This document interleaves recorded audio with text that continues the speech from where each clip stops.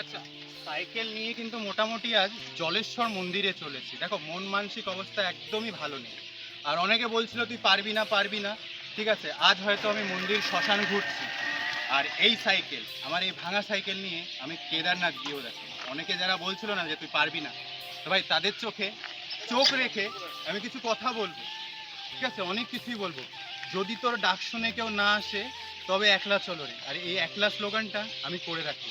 যাই হোক, আজ কোথায় এসেছি দেখিয়ে দিই। মন্দিরে চলে এসেছি, এবার এটাকে একটু পার্ক করতে হবে। কিন্তু মন্দির, জলেশ্বর মন্দির। ঠিক আছে, মন মানসিক অবস্থা ঠান্ডা করার এর থেকে ভালো জায়গা আর হতে পারে না। আচ্ছা, তোমাদের এলাকায় ফেমাস খুব যারা মানে মানো মন্দিরটা, সেটা কিন্তু কমেন্ট বক্সে অবশ্যই জানিও। আমি চেষ্টা করব, ঠিক আছে, কেদারনাথ যাওয়ার আগে ওইখানেও ভিজিট করার। আচ্ছা, মন্দিরে উঠেই প্রথমে তোমরা দেখতে পাবে এরকম একটা গাছ, আর গাছের সাথে কত মানুষে কত রকমের মানত করে রেখেছে। তবে আমার তো তেমন কিছু নাই, আমি চাই সবাই ভালো থাকুক, সুস্থ থাকুক, আর সবার জীবনটা যেন সুন্দর হয়। যেটা আমার সাথে হয়েছে সেটা যেন কারোর সাথে না হয়। আবারও নিজেকে দাঁড় করানোর চেষ্টা করছি আমি। আর এখানে কিন্তু বসে আছে নন্দী মহারাজ। ঠিক আছে, নন্দী মহারাজের কাছে আমিও কিন্তু কিছু চেয়ে নিয়েছি, কিছু একটা চেয়ে নিয়েছি, জানি না পাবো কিনা, তবে বেশ।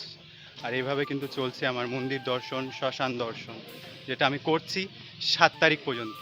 তারপর তো দূরে চলে যাব কেদারনাথ বাবার কাছে।